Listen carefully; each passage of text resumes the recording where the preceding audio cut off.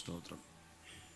നമുക്കൊരു വാക്യം വായിക്കാം. മർക്കസിൻ്റെ സുവിശേഷം 14-ാം അധ്യായം അതിൻ്റെ 32 മുതലുള്ള വാക്യങ്ങൾ.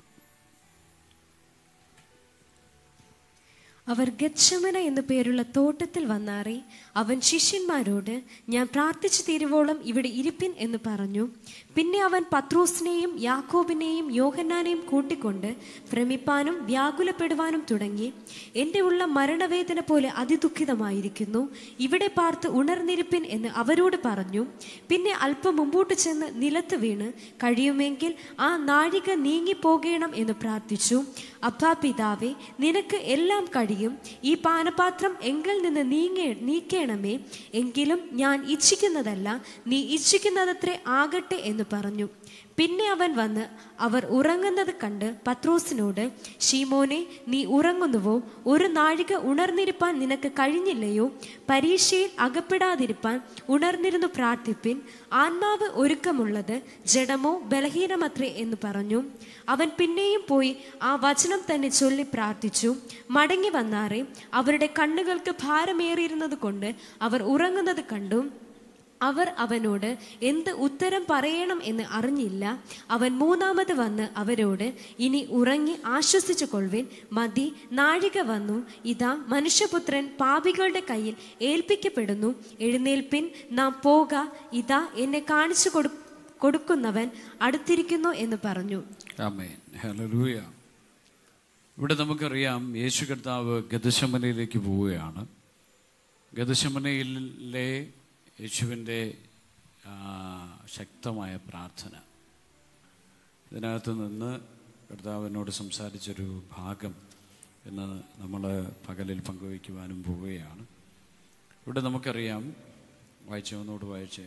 അവർ ഗത്ശമന എന്നു പേരുള്ള തോട്ടത്തിൽ വന്നാറി അവൻ ശിഷ്യന്മാരോട്, ഞാൻ പ്രാർത്ഥിച്ചു തീരുവോളം ഇവിടെ ഇരിപ്പിൻ എന്ന് പറഞ്ഞു. പിന്നെ അവൻ പത്രോസിനെയും യാക്കോബിനെയും യോഹന്നാനെയും കൂട്ടിക്കൊണ്ട് ഭ്രമിപ്പാനും വ്യാകുലപ്പെടുവാനും തുടങ്ങി. നോക്കുകയെ, അവരെയും കൂട്ടിക്കൊണ്ട്, യാക്കോബിനെയും യോഹന്നാനെയും കൂട്ടിക്കൊണ്ട് ഭ്രമിപ്പാനും വ്യാകുലപ്പെടുവാനും തുടങ്ങി. ആരാ ഈ വ്യാകുലപ്പെടുന്നത്? ആരാണ് വ്യാകുലപ്പെടുന്നത്? യേശുവാ. ഭ്രമിക്കുന്നത് ആരാണ്? ഭ്രമിക്കുക എന്ന് പറഞ്ഞാൽ എന്തുവാ? ഭയപ്പെടുകയാണ്. യേശു എല്ലാവരോടും പറഞ്ഞു, നിങ്ങൾ ഭാരപ്പെടേണ്ട, വ്യാകുലപ്പെടേണ്ട, നിങ്ങളൊന്നിനെക്കുറിച്ചും വിചാരപ്പെടേണ്ട, നിങ്ങൾ ഭയപ്പെടരുത്, ഭാരപ്പെടരുത്, നിരാശപ്പെടരുത്, തളരരുത്. ഇതെല്ലാം പറഞ്ഞ യേശു ഗെത്ശമനയ്ക്കകത്ത് ആ തോട്ടത്തിലേക്ക് കയറി. അതിനകത്ത് പറയുന്ന ട്രംബിൾഡ്, അവൻ ഭയന്നിട്ട് എന്ത് ചെയ്യുക, അവൻ ഡിസ്ട്രസ്ഡ്, വളരെയധികം എന്ത് ചെയ്തു, ഡിസ്ട്രസ്ഡ്, ഭയങ്കരമായിട്ട് എന്ത് ചെയ്യുക, അതിനെങ്ങനെയാണ് എക്സ്പ്ലെയിൻ ചെയ്യുന്നതെന്ന് പറഞ്ഞാൽ ഭയങ്കരമായിട്ട് ഭയങ്കരമായി എന്ത് ചെയ്യുക, അസ്വസ്ഥനാകുകയാണ്, ഭയപ്പെടുകയാണ്. അപ്പൊ ഈ ദൈവത്തിനത് എങ്ങനെ സംഭവിക്കുന്നു എന്നുള്ളതാണ്. അങ്ങനെ വായിച്ചിട്ടില്ലേ? ചിലപ്പോഴൊക്കെ നമുക്ക് മറ്റുള്ളവരോട് നിങ്ങൾ ഭാരപ്പെടേണ്ട, തളർന്നു പോകേണ്ട, നിരാശപ്പെടേണ്ടെന്നൊക്കെ പറയാൻ നമുക്ക് കഴിയും. പക്ഷെ നമ്മുടെ ലൈഫിനകത്തൊരു വിഷയം വരുമ്പോഴാണ്, നമ്മൾ ചില വിഷയങ്ങളെ അഭിമുഖീകരിക്കേണ്ടതായി വരുന്ന സാഹചര്യങ്ങളുടെ മുമ്പിലാണ് നമ്മൾക്കും ഇതുപോലെ തളർന്നു പോകുന്ന അവസ്ഥകളുണ്ട്. സ്തോത്രം. സൗരം വന്നു. സ്തോത്രം. ഹല്ലേലൂയ. ആമേൻ. അപ്പൊ നമ്മളും എന്ത് ചെയ്യുക അല്ലേ? മറ്റുള്ളവരെ ഒരു പ്രശ്നത്തിനൊരു കടഭാരത്തിന്റെ മുമ്പിൽ മറ്റുള്ളവരെ നമുക്ക് ആശ്വസിപ്പിക്കാൻ കഴിഞ്ഞേക്കാം, മറ്റുള്ളവരെ നമുക്ക് സമാധാനിപ്പിക്കാൻ കഴിഞ്ഞേക്കാം. നിങ്ങൾ ഭയപ്പെടേണ്ട, ദൈവം അത് ചെയ്യും, ദൈവം പ്രവർത്തിക്കും, ദൈവം കൂടെ ഇല്ലേ എന്ന് പറയാം. പക്ഷെ നമുക്കൊരു വിഷയം വരുമ്പോൾ വ്യക്തിപരമായ ജീവിതത്തിനകത്ത് നമ്മൾ ചിലതിനെ ഫേസ് ചെയ്യാൻ പോകുമ്പോഴാണ്, അവിടെയാണ് നമ്മൾ എന്ത് ചെയ്യുക, നമ്മളറിയാതെ തളർന്നു പോകും. എത്ര പേർക്ക് ആ അനുഭവമുണ്ട്? അങ്ങനെ ഇല്ലെങ്കിൽ നിങ്ങൾ യേശുവിനേക്കാളും വലിയ പുള്ളികളാണ്. ഒരു സ്വതന്ത്രം പറഞ്ഞ് നമുക്ക് മറ്റുള്ളവരെ അഡ്വൈസ് ചെയ്യാൻ എളുപ്പമാണ്, മറ്റുള്ളവരെ കംഫർട്ട് ചെയ്യാൻ എളുപ്പമാണ്, മറ്റുള്ളവരെ ആശ്വസിപ്പിക്കാൻ നമുക്ക് എളുപ്പമാണ്. പക്ഷെ എന്തില്ല, നമ്മൾ ചിലത് ഫേസ് ചെയ്യേണ്ട സാഹചര്യങ്ങൾ വരുമ്പോഴാണ് നിശ്ചയമായിട്ടും അതിനകത്ത് വചനം പറയുന്നത് നമ്മൾ ആത്മാവൊരുക്കമുള്ളതാണ്, പക്ഷെ എന്ത് ചെയ്യുക, ജഡം ബലഹീനമാണ്. അടുത്തിരിക്കുന്ന ആളുടെ കരം കൊടുത്ത് പറഞ്ഞ് ആത്മാവ് ഒരുക്കമുള്ളതാണ്, പക്ഷെ ജഡം ബലഹീനമാണ്. നമ്മൾ തളർന്നു പോകുന്നത് എന്തില്ല? ജഡത്തിൽ നമ്മൾ തളർന്നു പോകും, ജഡത്തിൽ നമ്മൾ പരാജയപ്പെട്ടു പോകും, ജഡത്തിൽ നമ്മൾ ഭാരപ്പെട്ടു പോകും. ഇവിടെ യേശു ഗെത്സമനയ്ക്കകത്ത് കയറുക. കയറിയപ്പോൾ തന്നെ അടുത്ത ദിവസം തൻ്റെ ജീവിതത്തിനകത്ത് വരാൻ പോകുന്നത് ഇതുവരെ നടന്ന അനുഭവങ്ങളല്ല, വരാൻ പോകുന്നത് തൻ്റെ ശരീരത്തിൽ ഏൽക്കേണ്ട മുറിവുകൾ, അടിയേൽക്കേണ്ട അനുഭവം, ഒറ്റപ്പെടുന്ന അനുഭവം. യേശുവിനറിയാം തൻ്റെ കൂടെ നിൽക്കുന്നവരെല്ലാം തന്നെ വിട്ടുപോകാൻ പോവുകയാണ്. ക്രൂശിൽ കയറാൻ പോകുന്നത് താൻ ഒറ്റയ്ക്കാണ്, ആ ക്രൂശ് ചുമക്കാൻ പോകുന്നത് ഒറ്റയ്ക്കാണ്, ചാട്ടവാർ അടിയേൽക്കാൻ പോകുന്നത് ഒറ്റയ്ക്കാണ്. ഏത് പുസ്തകത്തിനകത്ത് പറയുന്നു, പിതാവേ നീ എന്നെ കൈവിട്ടതെന്തേ?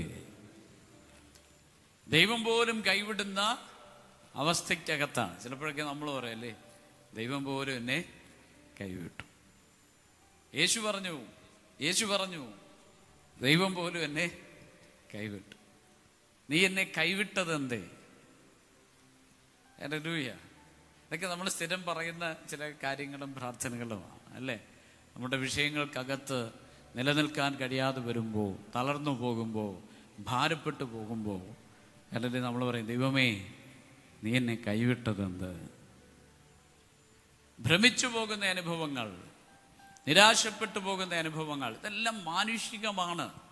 ഒരു മനുഷ്യനായി നമ്മൾ ജനിച്ചിട്ടുണ്ടെങ്കിൽ, യേശു അതിലൂടെ കടന്നുപോയിട്ടുണ്ടെങ്കിൽ, നമ്മുടെ ജീവിതത്തിനകത്തും അതുപോലെ നമ്മൾ എത്ര വിശ്വാസം പറഞ്ഞാലും, എത്ര പോസിറ്റീവ് പറഞ്ഞാലും, എത്ര അല്ലെങ്കിൽ ആ കാര്യങ്ങൾ നമുക്ക് പറഞ്ഞാലും, നമുക്കറിയാം നമ്മുടെ വ്യക്തിപരമായ ജീവിതത്തിനകത്ത് ഇതുപോലെ തളർന്നു പോകുന്ന അനുഭവങ്ങൾ ഉണ്ടാകാം. സ്തോത്രം. വായിച്ചേ, അവിടെ യേശു കർത്താവ് എന്ത് ചെയ്യുവാണ്? ഡിസ്ട്രസ്ഡ് ആൻഡ് ട്രബിൾഡ്, അല്ലാതെ ഭ്രമിച്ചു പോവുകയാണ്. ഇന്ന് പകലിൽ ദൈവത്തിൻ്റെ ആത്മാവിൽ ഞാൻ നിങ്ങളോട് ചോദിക്കുകയാണ്, ഏതെങ്കിലും വിഷയത്തിനകത്ത് ഇതുപോലെ ഭ്രമിച്ചു പോകുന്ന, ഇനി മുമ്പിൽ എന്ത് ചെയ്യാൻ കഴിയും, അതെങ്ങനെ എനിക്ക് അഭിമുഖീകരിക്കുവാൻ കഴിയും, എനിക്കെങ്ങനെ അതിനെ അതിജീവിക്കാൻ കഴിയും എന്ന് ഭയപ്പെട്ടു പോകുന്ന അനുഭവങ്ങൾ ഒരുപക്ഷെ നമ്മുടെ ജീവിതത്തിലുണ്ടായിരിക്കാം. അതിനെ എങ്ങനെ അതിജീവിക്കാൻ കഴിയുമെന്ന് നമ്മളെ ഈ വചനത്തിലൂടെ ദൈവാത്മാവ് നമ്മളെ പഠിപ്പിക്കുകയാണ്. ഒരു സ്തോത്രം പറഞ്ഞേ. കാരണം ക്രിസ്തുവിനും, അതുകൊണ്ടാണ് യേശു ക്രിസ്തുവിൻ്റെ അടുക്കൽ നമുക്ക് ഏതു വിഷയം പറഞ്ഞുകൊണ്ടും ചെല്ലാം. കാരണം നമ്മൾ പറയുന്ന ഏതു വിഷയത്തെയും കർത്താവ് കേട്ടിട്ട് പറയും, ഞാനും ഇതേ അനുഭവത്തിലൂടെ കടന്നുപോയവനാണ്. അതാണ് യേശു ക്രിസ്തുവിലുള്ള പ്രത്യേകത. ഒരാൾ നമ്മളെ കല്ലെറിഞ്ഞു എന്ന് പറഞ്ഞു ചെന്നാൽ കർത്താവ് പറയും, എനിക്കും അതുണ്ടായി. ആരെങ്കിലും നിങ്ങളെ അടിച്ചു എന്ന് പറഞ്ഞു ചെന്നാൽ കർത്താവ് പറയും, എന്നെയും അടിച്ചു. നീ കള്ളപ്രവാചകൻ എന്ന് പറഞ്ഞ് ചെന്നാൽ യേശു പറയും, എന്നെയും പറഞ്ഞു. ഭൂതമെന്ന് പറഞ്ഞാൽ യേശു പറയും, എന്നെയും പറഞ്ഞു. ഒരു സ്തോത്രം പറഞ്ഞേ. ഹല്ലേലൂയ. കൂടെ നിന്നവർ ചതിച്ചു എന്ന് പറഞ്ഞാൽ യേശു പറയും, എന്നെയും ചതിച്ചു. എന്നിൽ നിന്ന് നന്മ പ്രാപിച്ചവൻ എന്നെ ഒറ്റുകൊടുത്തു എന്ന് പറഞ്ഞാൽ യേശു പറയും, എന്നെയും അത് ചെയ്തു. അതുകൊണ്ട് ഏതു വിഷയം പറഞ്ഞ് യേശുവിൻ്റെ അടുക്കൽ ചെന്നാലും യേശു പറയും ഹല്ലേലൂയ, ഹല്ലേലൂയ, എനിക്കും ഞാനും അതിലൂടെ കടന്നുപോയി. ചിലർ പറയും എന്നെ കുഞ്ഞിലെ എന്ത് ചെയ്യുക, എൻ്റെ അപ്പൻ എന്നെ ഞങ്ങളെ ഉപേക്ഷിച്ചു എന്ന് പറഞ്ഞാൽ ഹല്ലേലൂയ, യേശു പറയും എന്നെയും എൻ്റെ അമ്മയുടെ ഗർഭത്തിൽ ഞാൻ ഉരുവായപ്പോൾ എൻ്റെ ലോകത്തിലെ അപ്പനും എന്നെ ഉപേക്ഷിക്കാൻ പദ്ധതിയിട്ടു. ഒരു സ്വത്രം പറഞ്ഞ എത്ര പേർക്ക് പിടികിട്ടുന്നുണ്ട്? കുഞ്ഞിലെ കൊന്നുകളയാൻ ശ്രമിച്ചു എന്ന് പറഞ്ഞാൽ യേശു പറയും എന്നെയും 2 വയസ്സിന് പ്രായത്തിൽ ആ സമയങ്ങളിൽ എന്നെയും കൊന്നുകളയാൻ ആളുടെ പദ്ധതിയിട്ടു.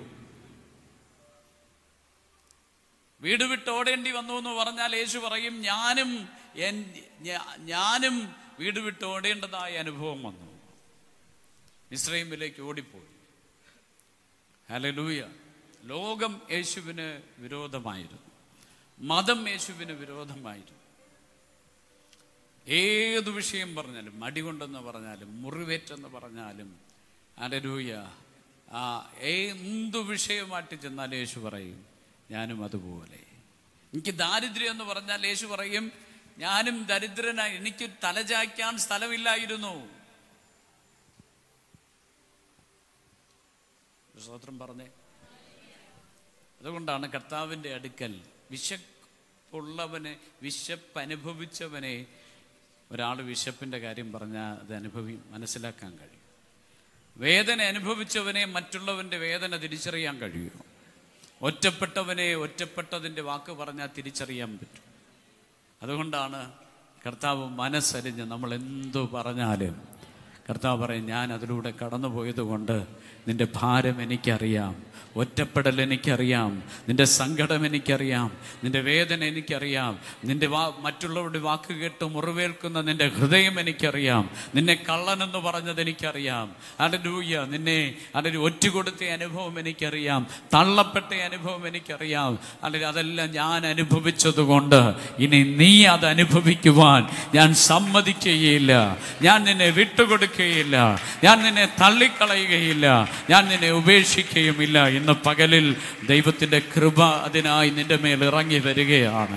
എന്നാരെങ്കിലും അതേ അനുഭവത്തിനകത്താണ് ഇതിനകത്തായിരിക്കുന്നതെങ്കിൽ ഹല്ലേലൂയ, എൻ്റെ കർത്താവിന് മറ്റാരേക്കാളും നിന്റെ വിഷയം അറിയാവുന്നുള്ള, നിന്റെ തകർച്ച അറിയാവുന്നുള്ള, നിന്റെ ഒറ്റപ്പെട്ട അനുഭവങ്ങൾ അറിയാവുന്നുള്ള, ലോകം നിന്നെ തള്ളിക്കളയുമ്പോഴും ഹല്ലേലൂയ യേശു പറയും ഞാൻ നിന്നെ തള്ളിക്കളയുകയില്ല.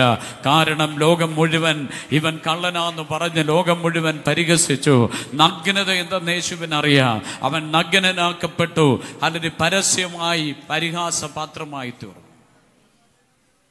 ഇന്ന് പകലിൽ ഞാനും നീയും അനുഭവിക്കുന്ന സകല വേദനകളും സകല സങ്കടങ്ങളിലൂടെയും കടന്നുപോയ യേശു ക്രിസ്തുവിന്, അതുകൊണ്ടാണ് യേശുവേ ഞാൻ ഭാരപ്പെട്ടിരിക്കുന്നു എന്ന് പറയുമ്പോൾ, അല്ലെങ്കിൽ ഹൃദയം നുറങ്ങിയവർക്ക് യഹോവ സമീപസ്ഥൻ, മനസ്സു തകർന്നവരെ അവൻ തിരഞ്ഞു രക്ഷിക്കുന്നു, അവൻ ഇറങ്ങി വന്ന് നിന്നെയും എന്നെയും രക്ഷിക്കുന്നത്.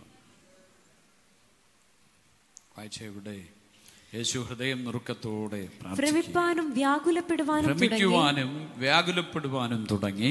എന്റെ ഉള്ളം മരണവേദന പോലെ അതിദുഃഖിതമായിരിക്കുന്നു. എന്റെ ഉള്ളം മരണവേദന പോലെ അതിദുഃഖിതമായിരിക്കുന്നു. ആരാ പറയുന്നേ? യേശു പറയുക. സ്തോത്രം. എന്റെ ഉള്ളം മരണവേദന പോലെ അതിദുഃഖിതമായിരിക്കുന്നു. നിങ്ങൾ ദുഃഖിക്കരുതെന്ന് പറഞ്ഞ, ഭാരപ്പെടരുതെന്ന് പറഞ്ഞ യേശു പറയുകയാണ് എന്റെ ഉള്ളം മരണവേദന പോലെ അതിദുഃഖിതമായിരിക്കുന്നു. മരിച്ചാൽ മതി എന്ന് പറയുന്ന പോലെ അതിദുഃഖിതമായിരിക്കുന്നു. മരണവേദന അനുഭവിക്കുകയാണ്. യേശു എവിടെയാണ് യഥാർത്ഥത്തിൽ മരണവേദന അനുഭവിച്ചത്? ക്രൂശിലല്ല. യേശു മരണവേദന അനുഭവിച്ചത് ഗെത്സമനയിലാണ്. എന്നൊന്നുകൂടെ ഞാൻ പറയാം, നമ്മൾ വിഷയങ്ങൾക്കകത്തൂടെ കടന്നു പോകുമ്പോഴല്ല യഥാർത്ഥത്തിൽ ആ വിഷയത്തിൻ്റെ അല്ലെങ്കിൽ കാഠിന്യം അനുഭവിക്കുന്നത്, അതിനു മുമ്പേ കടക്കുന്നതിന് മുമ്പാണ്. എത്ര പേർക്ക് മനസ്സിലാവുന്നുണ്ട്? ആ വിഷയത്തിലേക്ക് കടക്കുന്നതിന് മുമ്പാണ് നമ്മൾ എന്ത് ചെയ്യുന്നത്? നമ്മുടെ ഹൃദയം പിടയ്ക്കുന്നത്. അതുപോലെ യേശു അടുത്ത ദിവസം മരണത്തിലേക്ക് കടക്കാൻ പോവുകയാണ്.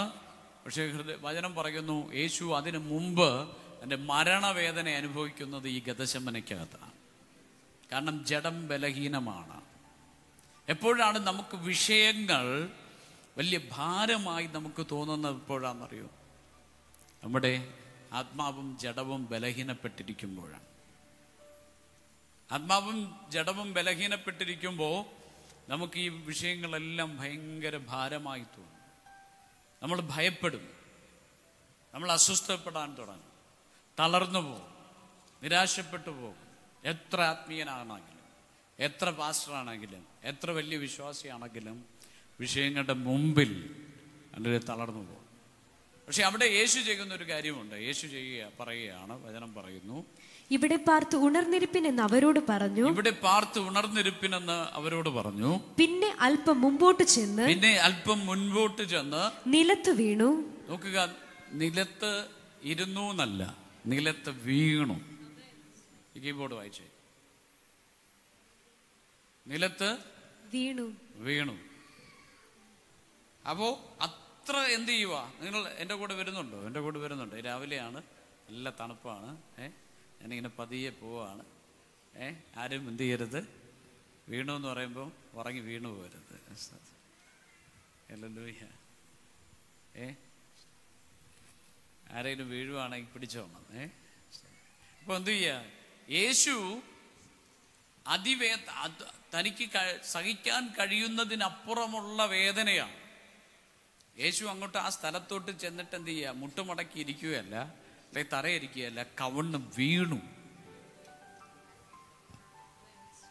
അതിന് അവിടേക്ക് എന്ത് ചെയ്യുക? വീണ് കിടന്ന് കരയുക, പ്രാർത്ഥിക്കുക. കഴിയുമെങ്കിൽ പ്രാർത്ഥന എങ്ങനെയാണ്? കഴിയുമെങ്കിൽ ആ നാഴിക നീങ്ങിപ്പോകണമെന്ന് പ്രാർത്ഥിച്ചു. കഴിയുമെങ്കിൽ ആ നാഴിക നീങ്ങിപ്പോകണമെന്ന് പ്രാർത്ഥിച്ചു. എത്ര പേർക്ക് മനസ്സിലാവുന്നുണ്ട്? കാരണം അതികഠിനമായ ആ അനുഭവം യേശു മുമ്പേ കാണുകയാണ്. നാളെ താൻ കർത്താവ് പ്രാർത്ഥിക്കുമ്പോൾ കാണുന്നത്, നാളെ ക്രൂശിൽ കിടക്കാൻ പോകുന്നത്, ചാട്ടവാറടി ഏൽക്കാൻ പോകുന്നത്, മുൾക്കിരീടം വെക്കുന്നത്, കാറി തുപ്പുന്നത്, ഹല്ലേലൂയ, ഇങ്ങനെയുള്ള സകല അനുഭവങ്ങളും യേശു കണ്ടുകൊണ്ട് പറയുകയാണ്, കഴിയുമെങ്കിൽ ആ നാഴിക നീങ്ങിപ്പോകണമെന്ന് പ്രാർത്ഥിച്ചു. ഒരു സ്തോത്രം പറഞ്ഞേ. ഞാൻ ഇതിനകത്ത് വന്ന് നിങ്ങളോട് പറയാൻ ആഗ്രഹിക്കുന്നത്, എന്നിട്ട് ആ പ്രാർത്ഥനയ്ക്ക് മറുപടി എങ്ങനെ ലഭിച്ചോ? ആ വിഷയം നീങ്ങിപ്പോയോ? യേശുവിന്റെ പ്രാർത്ഥനയിലെ ഏറ്റവും വലിയ പ്രാർത്ഥനയാണിത്. നിലവിളിച്ച് പ്രാർത്ഥിക്കുക, വീണ് കിടന്ന് പ്രാർത്ഥിക്കുക, തകർന്ന് പ്രാർത്ഥിക്കുക, ഭാരപ്പെട്ട് പ്രാർത്ഥിക്കുക, ഭയന്ന് പ്രാർത്ഥിക്കുകയാണ്. പക്ഷേ ആ വിഷയം നീങ്ങിയില്ല, ആ വിഷയത്തിന് മാറ്റം വരുന്നില്ല. കഴിയുമെങ്കിൽ പിതാവേ, കഴിയുമെങ്കിൽ ഈ നാഴിക നീങ്ങിപ്പോകണം. ആ നാഴിക നീങ്ങിപ്പോകാനായി പ്രാർത്ഥിച്ചു. പക്ഷെ എന്ത് ചെയ്തില്ല? ആ നീങ്ങിപ്പോയില്ല. എത്ര പേർക്ക് പിടികിട്ടുന്നുണ്ട്? ഇവിടെ നോക്കി, 3 വട്ടം യേശു പ്രാർത്ഥിച്ചു. ഒരിക്കൽ പ്രാർത്ഥിച്ചു, തിരിച്ചെന്ത് ചെയ്യുക? ഈ പാനപാത്രം എങ്കിൽ നിന്ന് നീങ്ങിപ്പോകണമേ, എങ്കിലും ഞാൻ ഇച്ഛിക്കുന്നതല്ല, നീ ഇച്ഛിക്കുന്നതത്രേ ആകട്ടെ എന്ന് പറഞ്ഞു. ഞാൻ ഇച്ഛിക്കുന്നത് ഇത് നീങ്ങിപ്പോകാനാണ്, പക്ഷേ എങ്കിലും ഞാൻ ഇച്ഛിക്കുന്നതല്ല, നീ ഇച്ഛിക്കുന്നതത്രേ ആകട്ടെ എന്ന് പറഞ്ഞു.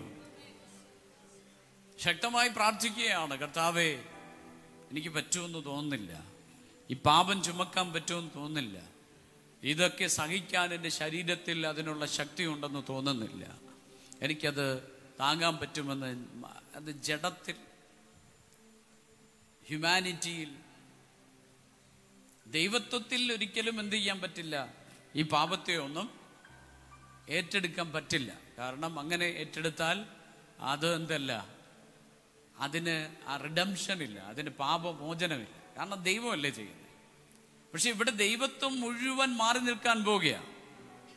എന്നിട്ട് പച്ച മനുഷ്യനായ യേശു ക്രിസ്തുവിലാണ് ഇതെല്ലാം സഹിക്കേണ്ടത്, ജഡത്തിലാണ് ഇത് സഹിക്കേണ്ടത്.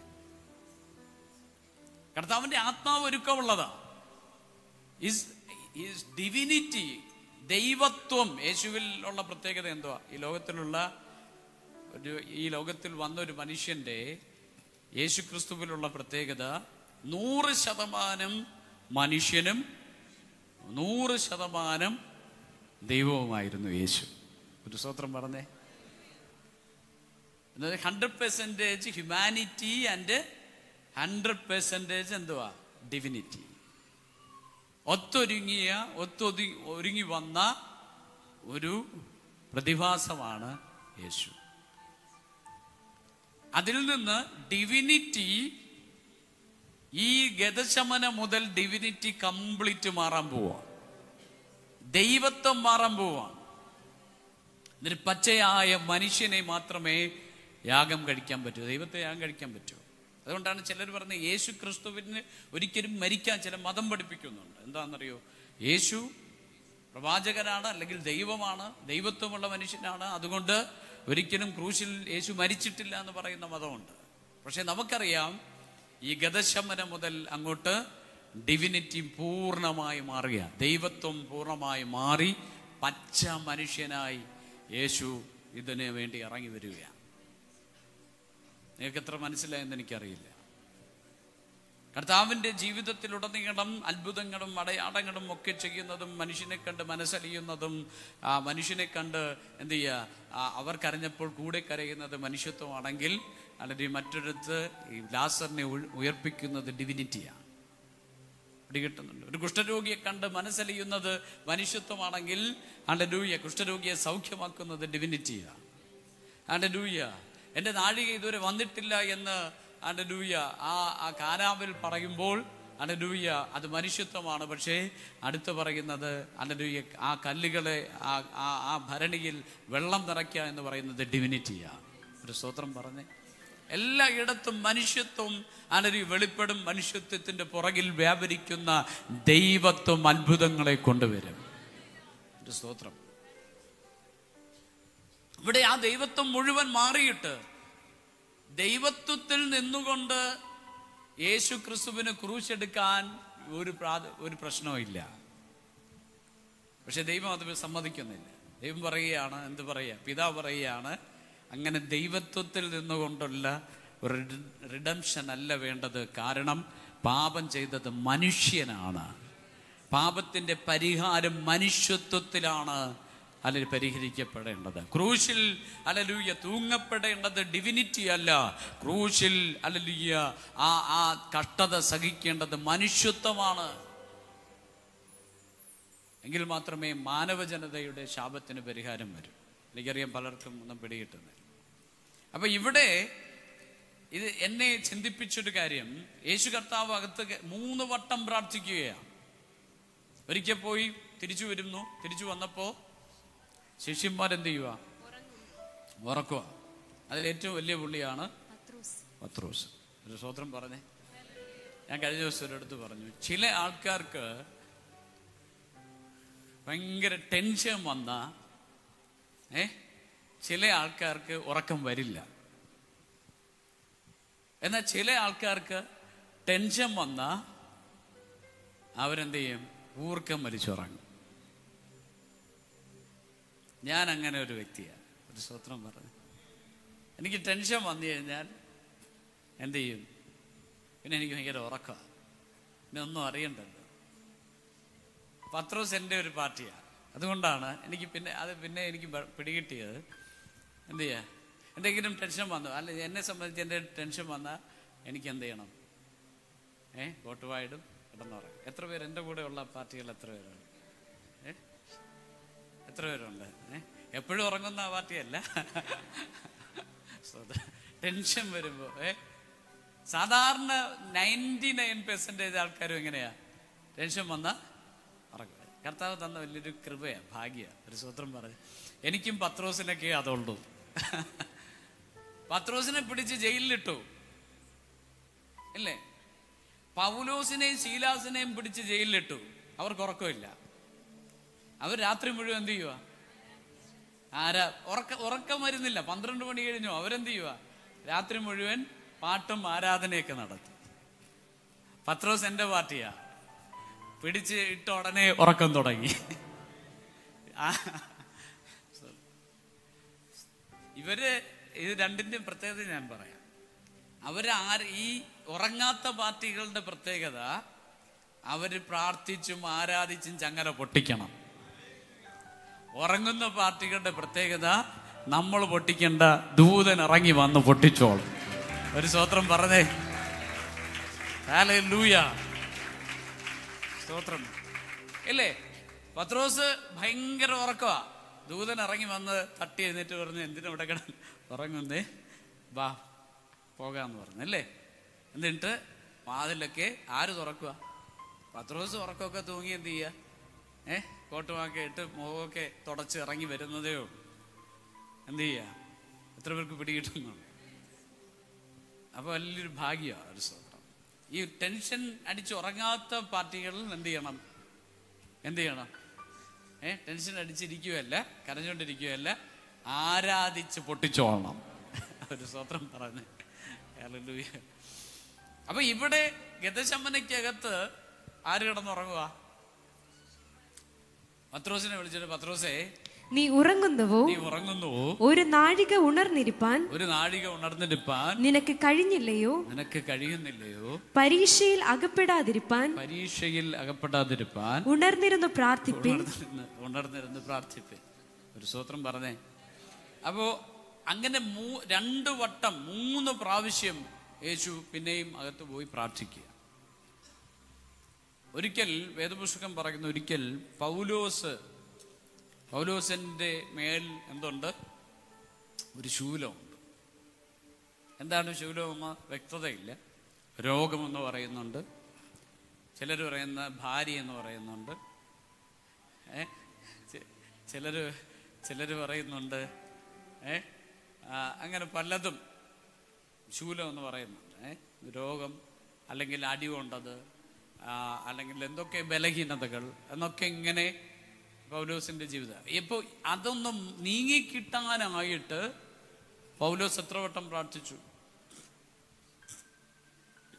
പറഞ്ഞു? 3 പ്രാവശ്യം. എത്ര പ്രാവശ്യം പ്രാർത്ഥിച്ച്? എന്നിട്ട് മാറിയോ? എന്നിട്ടും നീങ്ങിപ്പോയോ? എന്നിട്ട് കർത്താവ് എന്തോ പറഞ്ഞേ?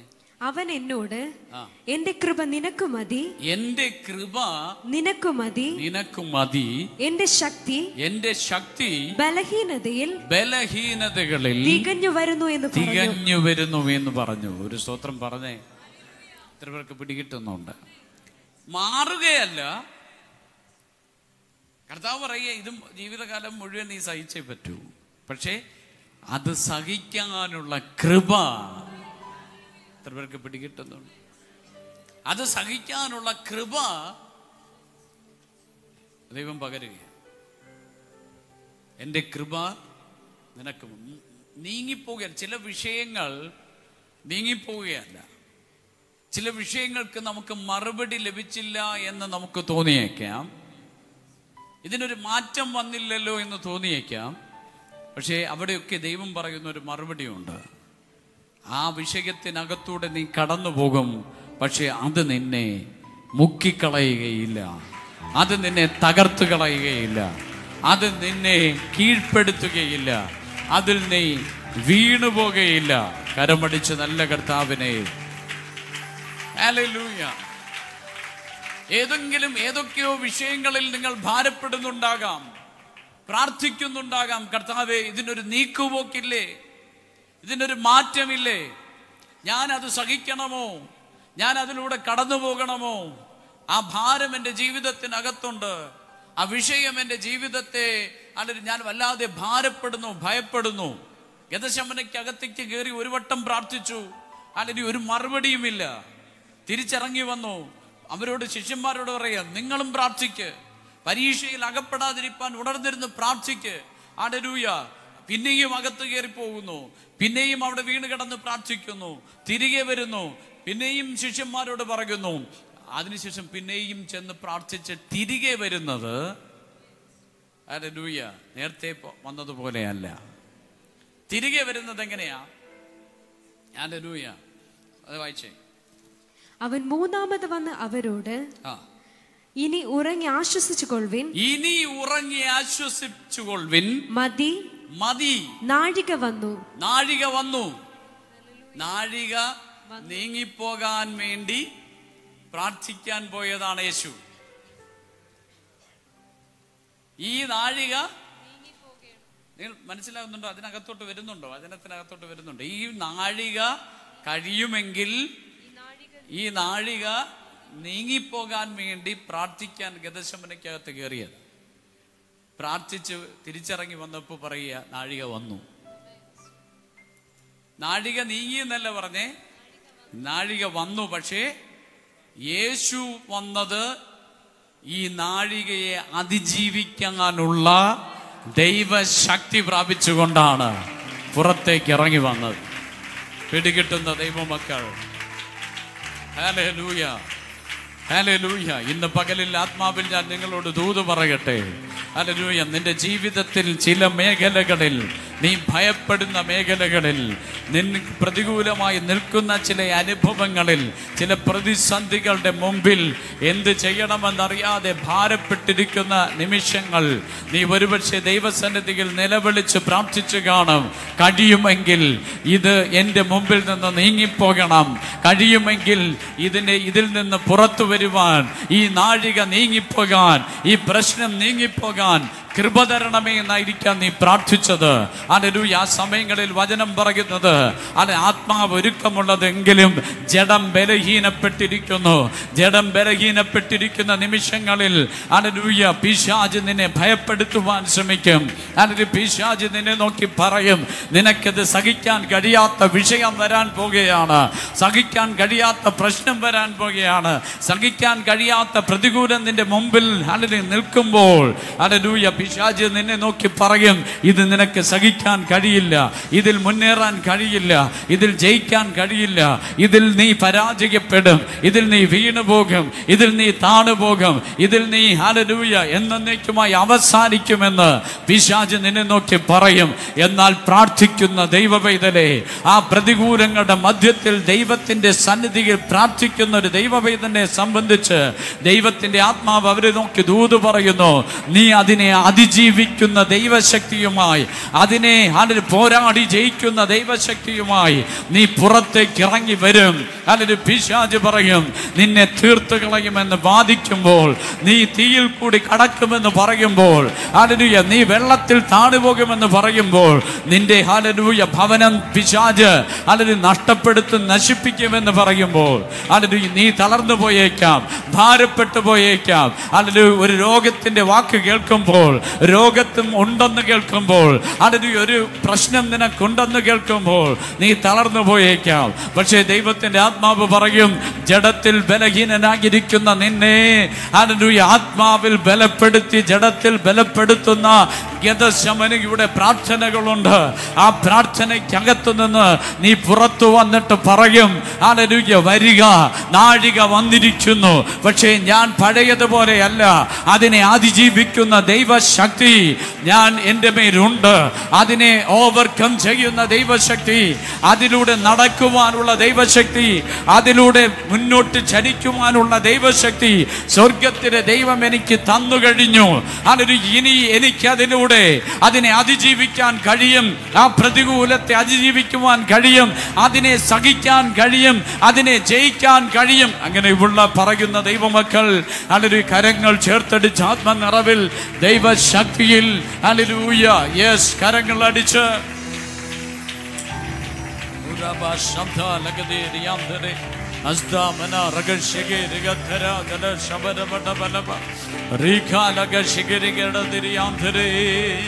യെസ് ദൈവത്തിന്റെ ആത്മാവ് അതിന് നിനക്ക് ബലം തരാൻ പോകുകയാണ്.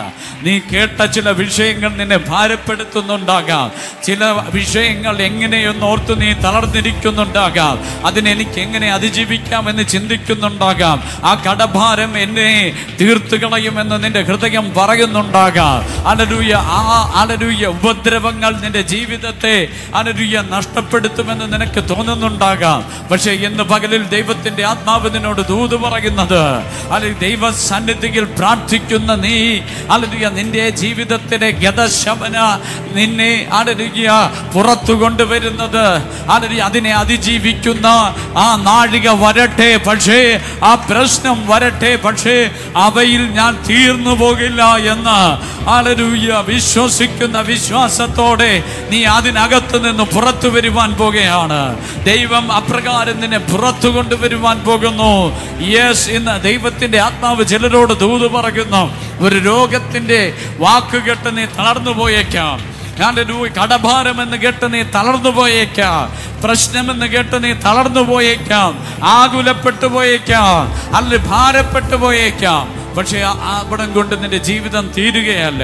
പ്രാർത്ഥിക്കുവാൻ ഗതശമനക്കകത്ത് കയറിയാൽ അല്ലെങ്കിൽ നീ തിരിച്ചു വരുന്നത്, നീ ഹല്ലേലൂയ മടങ്ങി വരുന്നത് പുത്തൻ അഭിഷേകത്തോടെ, പുത്തൻ ശക്തിയോടെ നീ മടങ്ങി വരും.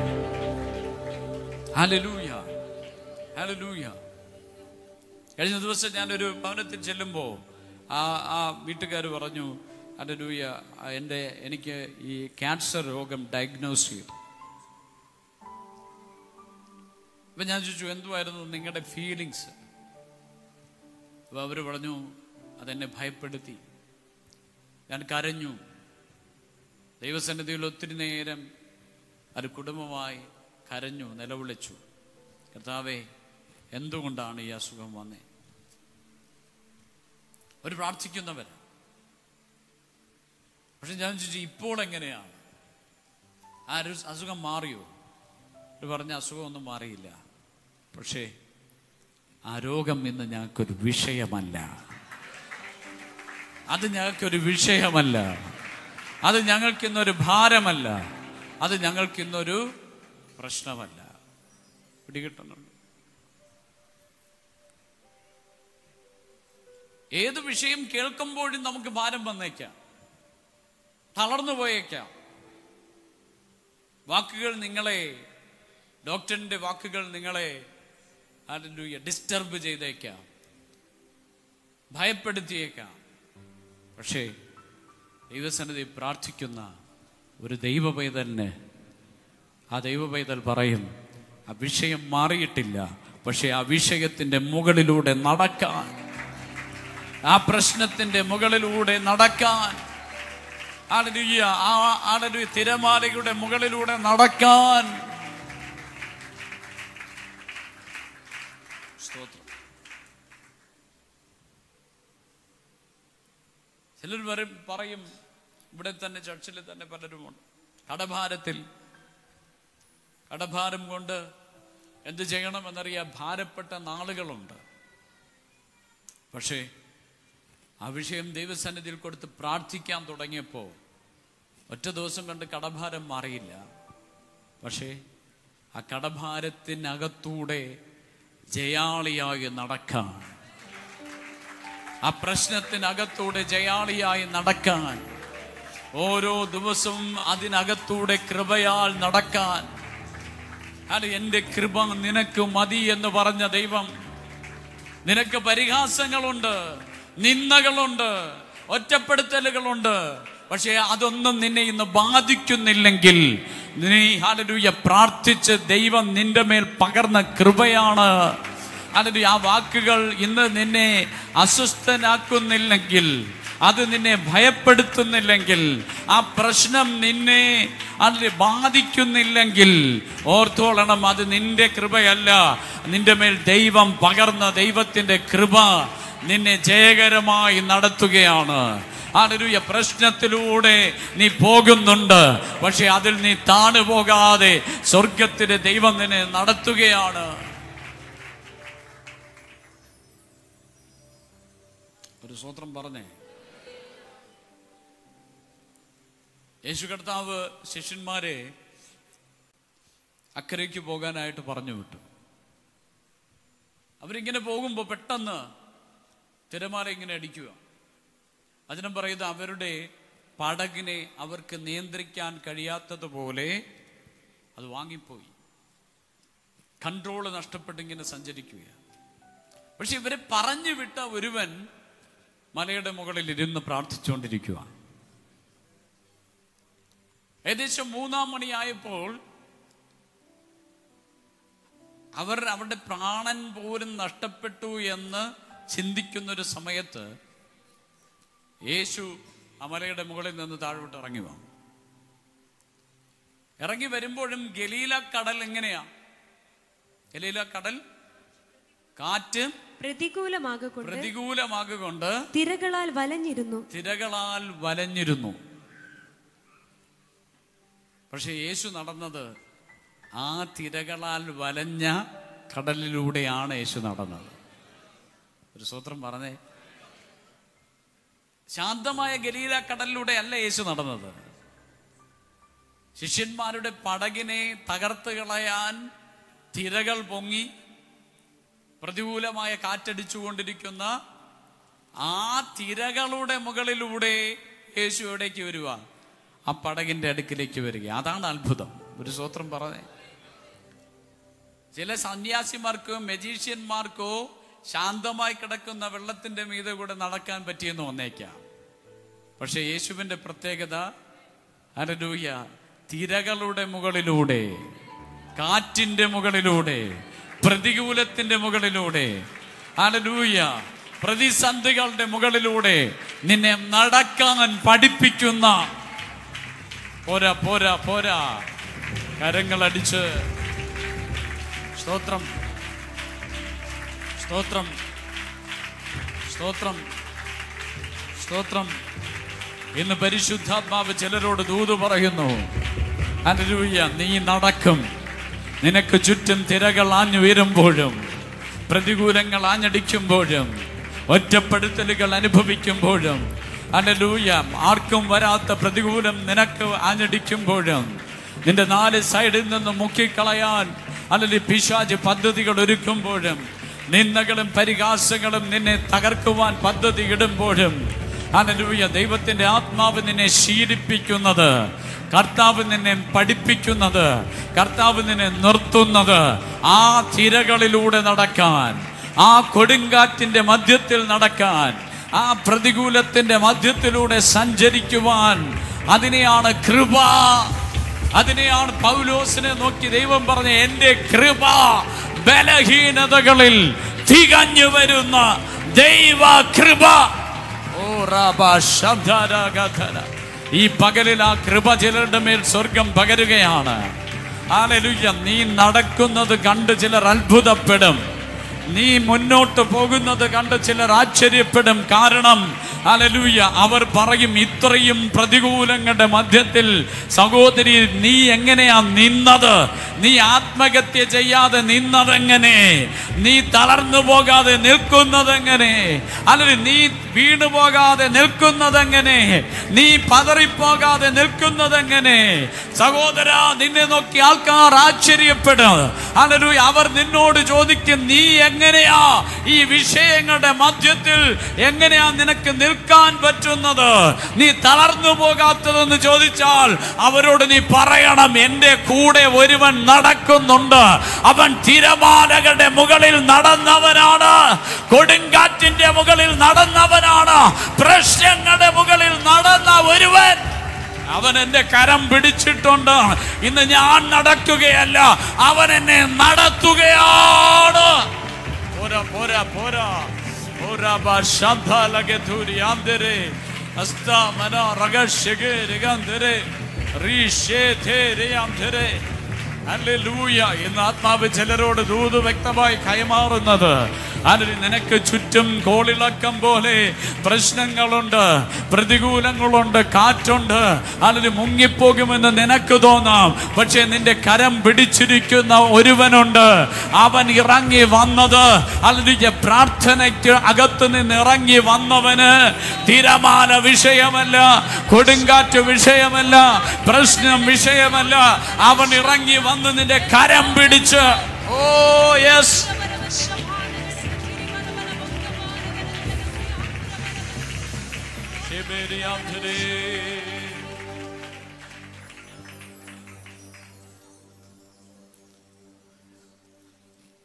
യേശു കടലിലൂടെ നടന്നു വരുക. ഇവർ പ്രാണൻ കിട്ടാൻ വേണ്ടി ആ പടക് എങ്ങനെയെങ്കിലും കൺട്രോൾ ചെയ്യാൻ അവർ സ്വയം ശ്രമിച്ചുകൊണ്ടിരിക്കുമ്പോൾ ഈ തിരമാലയുടെ മുകളിലൂടെ ആ കൊടുങ്കാറ്റുകളെ അതിജീവിച്ചുകൊണ്ട് ഒരുവൻ ആ പടകിന്റെ അടുക്കലേക്ക് വരുക. ഇത് കണ്ടിട്ടാണ് ശിഷ്യന്മാർ ഭയന്ന് വിളിക്കുക, ഇത് വേറെ ആർക്കും പറ്റില്ല, ഇത് ഭൂതമാ ഭൂതമാ. പക്ഷെ അടുത്തോട്ട് വരുമ്പോ അതിൽ ചില ശിഷ്യന്മാർക്ക് പിടികിട്ടി അത് ഭൂതമല്ല, യേശുവാണ്. ഒരു സ്തോത്രം പറഞ്ഞേ. അതിനകത്ത് ഞാൻ പറയാം, അപ്പോഴും ഈ കാറ്റും തിരയും ഒന്നും ശാന്തമായിട്ടില്ല. അതിങ്ങനെ ഭയങ്കരമായി നിൽക്കുമ്പോൾ തന്നെ പത്രോസ് ചോദിക്കുക, എനിക്കും കർത്താവേ നീ ആകുന്നുവെങ്കിൽ ഞാൻ വെള്ളത്തിന്മീതെ നിന്റെ അടുക്കൽ വരേണ്ടതിന് കൽപ്പിക്കണം. ഒരു സ്തോത്രം പറഞ്ഞേ. ഇവിടെ ഞാൻ പറഞ്ഞ അതേ പ്രശ്നത്തിനകത്ത് പത്രോസിനെ ദൈവവും നടത്തി. എത്ര പേർക്ക് പിടികിട്ടുന്നു? അവൻ നമ്മെ ട്രെയിൻ ചെയ്യുകയാണ്, അവൻ നമ്മെ പഠിപ്പിക്കുകയാണ്. എന്തിനാണെന്നറിയോ? ആ പ്രശ്നത്തിൻ്റെയും പ്രതികൂലങ്ങളിലൂടെ മധ്യത്തിൽ നടക്കാൻ നമ്മെ ശീലിപ്പിക്കുന്ന ദൈവം. ഇല്ലേ? നമ്മൾ നടക്കുകയല്ലേ? നമുക്ക് നടക്കാൻ പറ്റുന്നില്ലേ? നമ്മൾ ഇതിൽ നിന്ന് അങ്ങോട്ട് മാറി, ഈ പത്രോസ് ഇത് അങ്ങോട്ട് നടന്നു, കുറച്ചങ്ങോട്ട് നടന്നപ്പോ പത്രോസ് നോക്കുക, 4 സൈഡിൽ നോക്കിയപ്പോ എന്ത് കാണുക? കാറ്റ് കണ്ട് പേടിച്ചു. കാറ്റപ്പോൾ അടങ്ങിയിട്ടില്ല, തിരമാല അടങ്ങിയിട്ടില്ല. പത്രോസിനേക്കാളും ഉയരത്തിൽ പൊങ്ങുന്ന തിരമാലയും ആ കൊടുങ്കാറ്റും കണ്ട് പേടിച്ചു.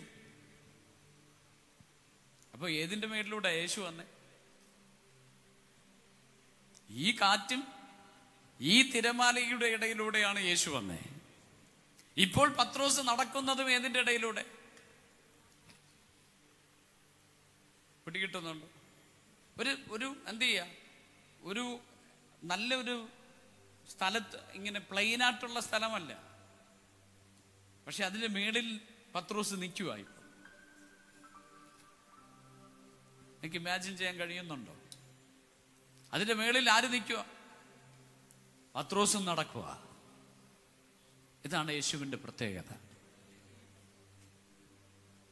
അതിന് ശാന്തമാക്കുകയല്ല, അവിടെ എനിക്കിതിന്റെ മേളിൽ നടക്കാൻ പറ്റിയെങ്കിൽ നിനക്കും അത് പറ്റും, നിനക്കും അത് കഴിയും.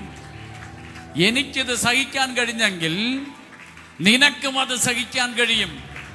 അതിന് എന്നെയും നിന്നെയും ട്രെയിൻ ചെയ്യുന്ന, ഒരുക്കുന്ന, പഠിപ്പിക്കുന്ന ഒരു തമ്പുരാൻ. കരമടിച്ച് നല്ല കർത്താവിനെ ഒന്ന് സ്തോത്രം പറഞ്ഞ്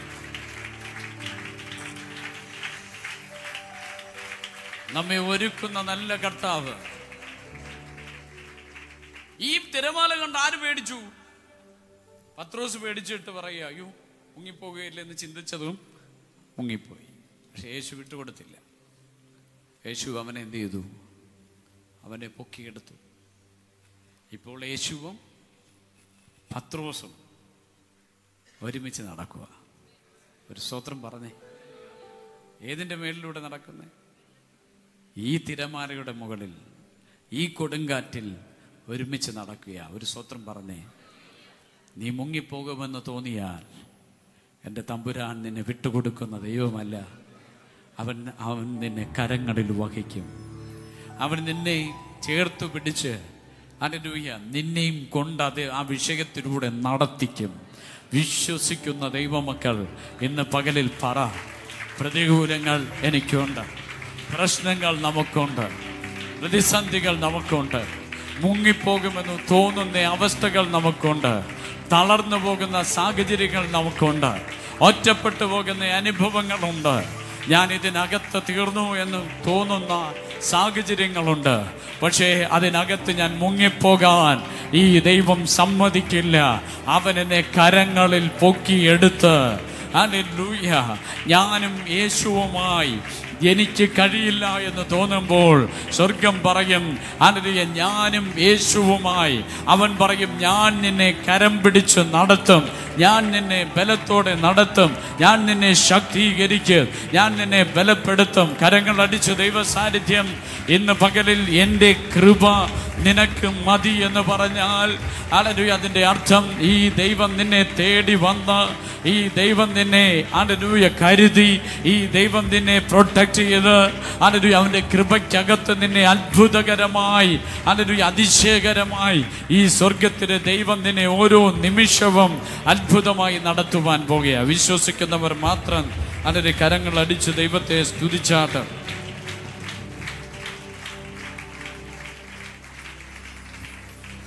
ചില വിഷയങ്ങൾ നമ്മളിൽ നിന്ന് മാറിപ്പോകുകയല്ല. ഈ എന്തുവാ കർത്താവ് പറയുകയാണ്, ഹല്ലേലൂയ, കർത്താവ് പ്രാർത്ഥിക്കുന്നത്, പിതാവേ കഴിയുമെങ്കിൽ ഈ കഷ്ടത, ഈ പാനപാത്രം എന്നിൽ നിന്ന് നീങ്ങിപ്പോകണം. 3 വട്ടം പ്രാർത്ഥിച്ചു. മാറിയോ? ഇല്ല.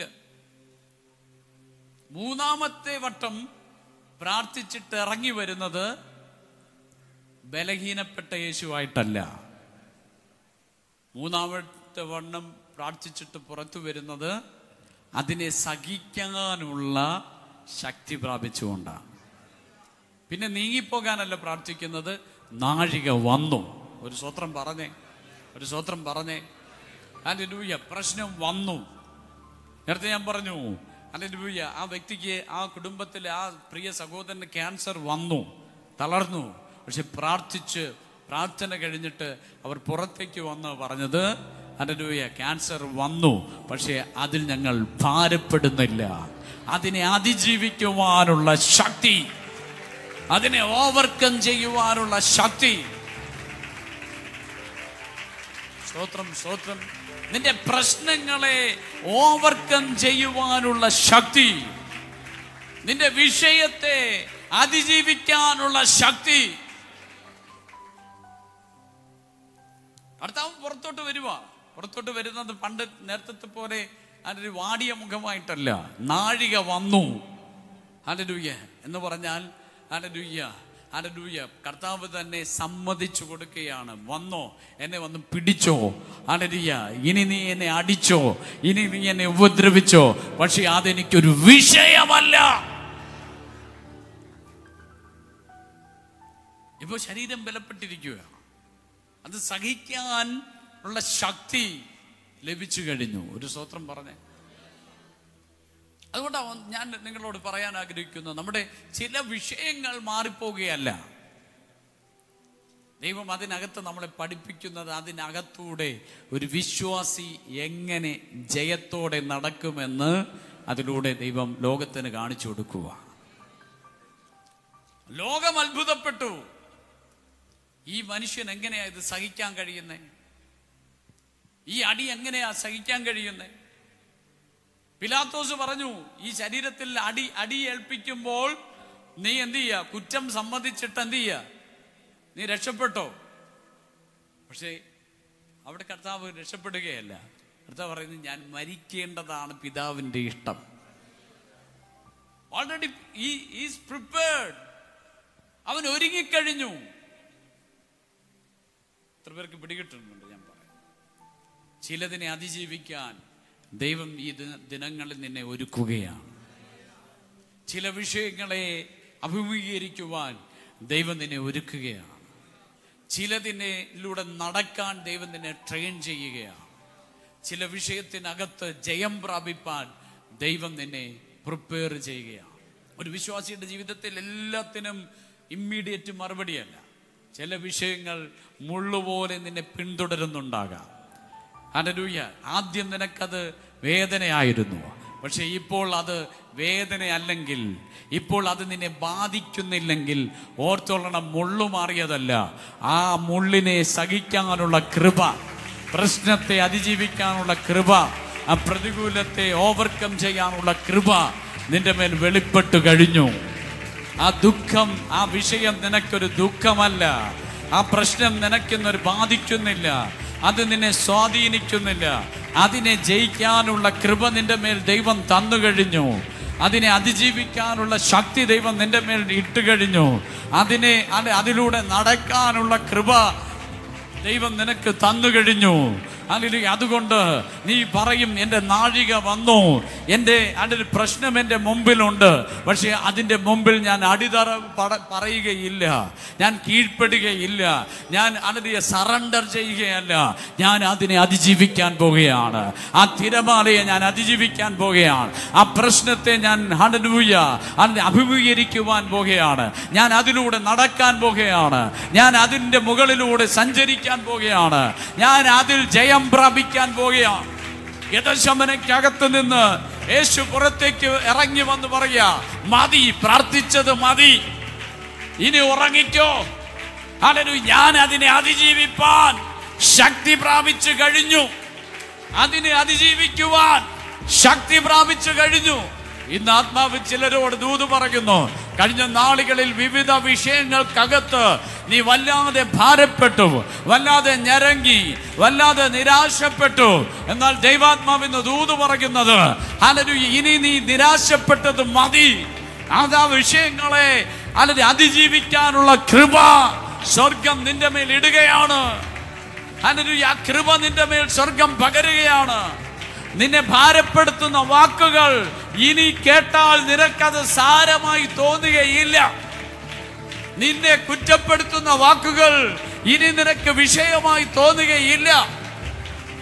നിന്നെ നിരാശപ്പെടുത്തുന്ന വാക്കുകൾ ഇനി നിനക്ക് പ്രശ്നമായി തോന്നുകയില്ല. കാരണം നിന്റെ മേൽ ദൈവത്തിന്റെ കൃപ വെളിപ്പെട്ടു വരികയാണ്. ഹല്ലേലൂയ. അതിനെ ജയിക്കുന്ന കൃപ, അതിനെ ഫേസ് ചെയ്യുന്ന കൃപ, അതിനെ അതിജീവിക്കുന്ന കൃപ പ്രാപിച്ചേ. ഇന്ന് ചിലരുടെ മേൽ ദൈവത്തിന്റെ ശക്തി, അത്യന്ത ശക്തി, പരിശുദ്ധാത്മാവിന്റെ ശക്തി നിന്റെ മേൽ സ്വർഗത്തിലെ ദൈവം ഇടുകയാണ്. അതിന് എന്റെ കൃപ നിനക്ക് മതി. അതിന് മുള്ളു മാറുകയല്ല, അതിനെ അതിജീവിക്കുന്ന കൃപ. പ്രശ്നം മാറുകയല്ല, പ്രശ്നത്തെ ഓവർകം ചെയ്യുന്ന കൃപ, പ്രശ്നത്തെ അതിജീവിക്കുന്ന കൃപ, പ്രതികൂലങ്ങളെ അതിജീവിക്കുന്ന കൃപ, രോഗത്തെ അതിജീവിക്കുന്ന കൃപ, ഹല്ലേലൂയ, വാക്കുകളെ അതിജീവിക്കുന്ന കൃപ. ഹല്ലേലൂയ. Yes, hallelujah. പ്രാർത്ഥിച്ചേ. ഇന്ന് സ്വർഗത്തിന്റെ ദൈവം നിന്റെ മേൽ ആ കൃപയെ പകരുകയാണ്. കൃപ, ഹല്ലേലൂയ. കൃപ പ്രാർത്ഥിക്കുന്ന നിന്നോട് ദൈവാത്മാവ് പറയും, എൻ്റെ കൃപ നിനക്ക് മതി. Hallelujah, hallelujah. ദൂതന്മാർ ഇറങ്ങി വചനം പറയുന്ന ഗെത്സമനയിൽ യേശുവിനെ ആശ്വസിപ്പിച്ചു. അവന്റെ മേൽ ദൈവ കൃപയെ പകർന്നു. ഹല്ലേലൂയ. യേശു അങ്ങ് ശക്തിയോടെ പുറത്തേക്ക് ഇറങ്ങി വന്നു. ഹല്ലേലൂയ. അവനെ പിടിക്കാൻ വന്നവരുടെ മുമ്പിൽ അവൻ നിന്നുകൊടുത്ത് പിടിച്ചുകൊള്ളുവാൻ പറഞ്ഞു. കാരണം യേശുവിന് ഉറപ്പുണ്ട്, ഹല്ലേലൂയ, ഇവർക്കാർക്കും എന്നെ, ഹല്ലേലൂയ, ഹല്ലേലൂയ, എൻ്റെ ശരീരത്തെ മുറിപ്പെടുത്തുവാൻ കഴിയും, പക്ഷെ എൻ്റെ അകത്ത് പകരുന്ന ആത്മാവിൻ്റെ ശക്തിയെ കെടുത്തുവാൻ ഒരു ശക്തിക്കും കഴിയില്ല. ഹല്ലേലൂയ. ഇവർ എന്നെ കൊന്നാലും ഞാൻ ഉയർത്തെഴുന്നേൽക്കും. ഹല്ലേലൂയ. ഞാൻ പുറത്തു വരും, ആ വിഷയത്തിനകത്തു നിന്ന് പുറത്തു വരും. ഞാൻ അതിനെ അതിജീവിക്കും. അതിൻ്റെ അകത്തു നിന്ന് ഞാൻ പുനരുത്ഥാനം പ്രാപിക്കും. അതിനകത്തു നിന്ന് ഞാൻ, ഹല്ലേലൂയ, റിസറക്ഷൻ എൻ്റെ അകത്ത് സംഭവിക്കും. അത് ഉയർപ്പിന്റെ അകത്ത് സംഭവിക്കും. ഇന്ന് പകലിൽ ആ രോഗത്തെ കേട്ട് നീ ഭയപ്പെട്ടുവെങ്കിൽ ആത്മാവ് നിന്നോട് ദൂത് പറയുന്നു, അല്ലെങ്കിൽ ആ രോഗത്തിന് ഇനി നിന്നെ തൊടുവാൻ കഴിയില്ല, അത് നിന്നെ ബാധിക്കില്ല. അതിനകത്തു നിന്ന് നീ സൗഖ്യം പ്രാപിച്ചു പുറത്തു വരും. ആ വിഷയത്തിനകത്തു നിന്ന് നീ പുറത്തു വരും. നീ അത്ഭുതത്തോടെ വെളിയിൽ വരും. കരമടിച്ച് ആത്മനിറവിൽ ശക്തി സ്വർഗം പകരുകയാണ്. കഴിഞ്ഞ നാളുകളിൽ നീ നിന്നതല്ല, സ്വർഗത്തിലെ ദൈവത്തിന്റെ കൃപ കരുതി നീ താണുപോകുന്ന ഇടത്തിറങ്ങി വന്ന് അവൻ നിന്നെ കരങ്ങളിൽ ചേർത്തു.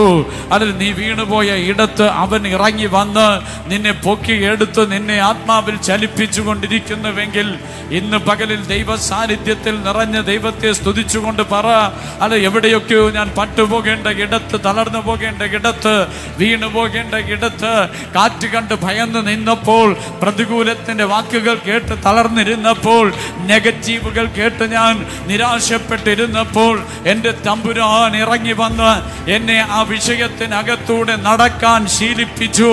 ആ വിഷയത്തിനകത്തൂടെ, പ്രശ്നത്തിനകത്തൂടെ മുന്നേറുവാൻ സ്വർഗത്തിലെ ദൈവം എനിക്ക് കൃപ നൽകി. അവൻ എന്നെ ബലപ്പെടുത്തി, അവൻ എന്നെ ശക്തീകരിച്ചു.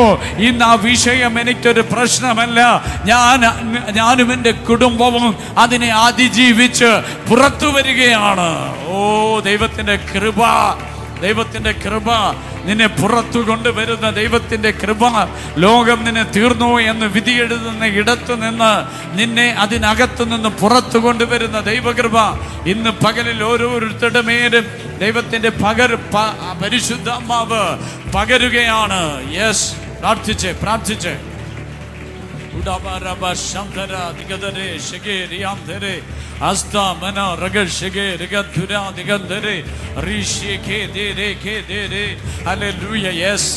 ദൈവത്തിന്റെ ആത്മാവ് നിന്നെ കരങ്ങളിൽ എടുത്തുകൊള്ളുകയാണ്.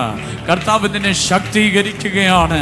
ലോകം മുഴുവൻ മാറ്റി നിർത്തുമ്പോൾ, ഒറ്റപ്പെടുത്തുമ്പോൾ ദൈവത്തിന്റെ ആത്മാവ് പറയുന്നു, ഞാൻ ഇറങ്ങി വന്ന് നിന്റെ കുടുംബക്കാർ ഒറ്റപ്പെടുത്തുമ്പോൾ, നിന്റെ ഭർത്താവ് ഒറ്റപ്പെടുത്തുമ്പോൾ, നിന്റെ നാട്ടുകാർ ഒറ്റപ്പെടുത്തുമ്പോൾ, ഹല്ലേലൂയ, നീ തീർന്നു എന്ന് വിധിയെഴുതുമ്പോൾ ദൈവത്തിന്റെ ആത്മാവ് നിന്നോട് ദൂത് പറയുന്നു, അല്ലെങ്കിൽ നീ തീരുകയല്ല.